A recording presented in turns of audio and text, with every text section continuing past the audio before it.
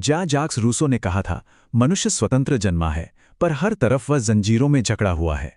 ये एक बहुत ही गहरा विचार है ना?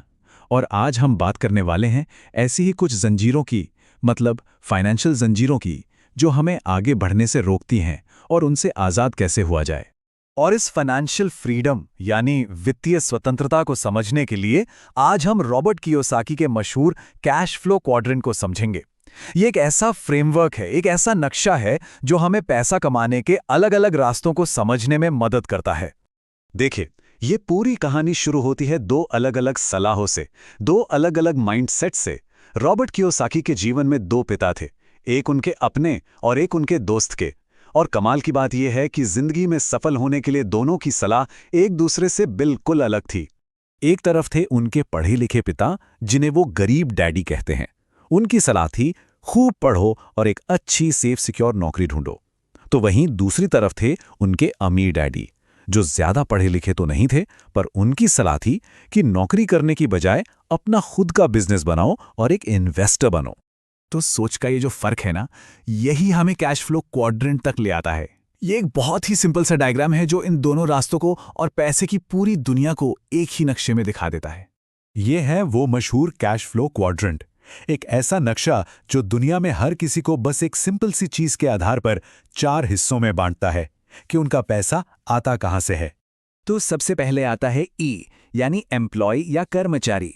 ये वो लोग हैं जो किसी और की कंपनी के लिए काम करके पैसा कमाते हैं, जिन्हें हर महीने एक सैलरी मिलती है। फिर आता है एस, यानी सेल्फ एम्प्लॉयड या स्पेशलिस्ट, जैसे कोई डॉक्टर, वकील या फ्रीलांसर। ये लोग किसी और के लिए काम नहीं करते, बल्कि खुद के लिए काम करते हैं। एक तरह से ये अपनी नौकरी के खुद मालिक होते हैं। अब आता है बी, यानी बिजनेस ओनर। एस और बी में एक बहुत बड़ा फर्क है। एस क्वाड्रेंट में लोग खुद काम करते हैं, लेकिन बी क्वाड्रेंट के लोग एक सिस्टम के मालिक होते हैं और वो उस सिस्टम को चलाने के लिए दूसरे लोगों को काम पर रखते हैं। और आखिर में है आई, यानी इन्वेस्टर या निवेशक। ये वो लोग हैं जहां वो पैसे के लिए काम नहीं करते, बल्कि पैसा उनके लिए काम करता है। वो अपना पैसा ऐसी जगहों पर लगाते हैं जहां से और पैसा बनता है।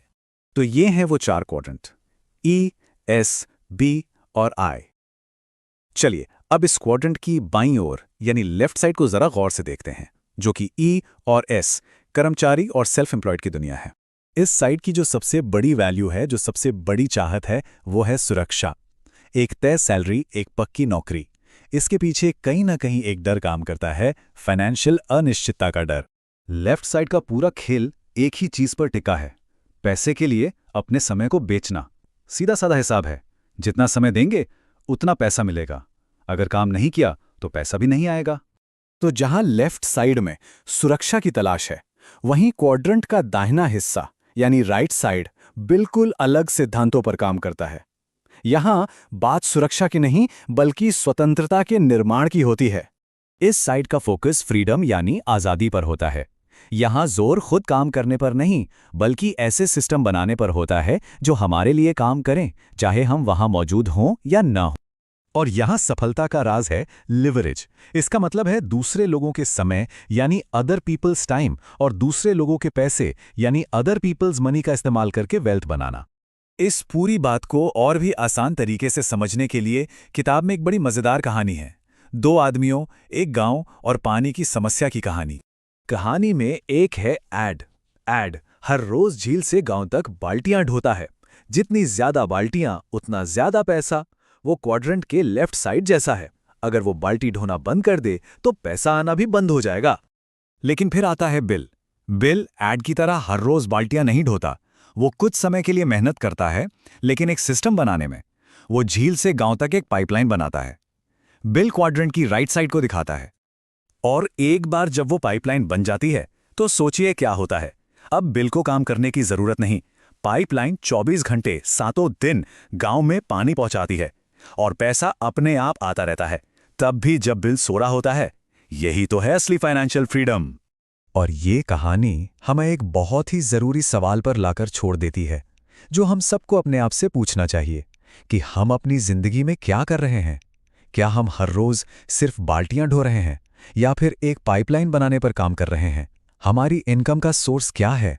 हमारा समय या कोई सिस्टम?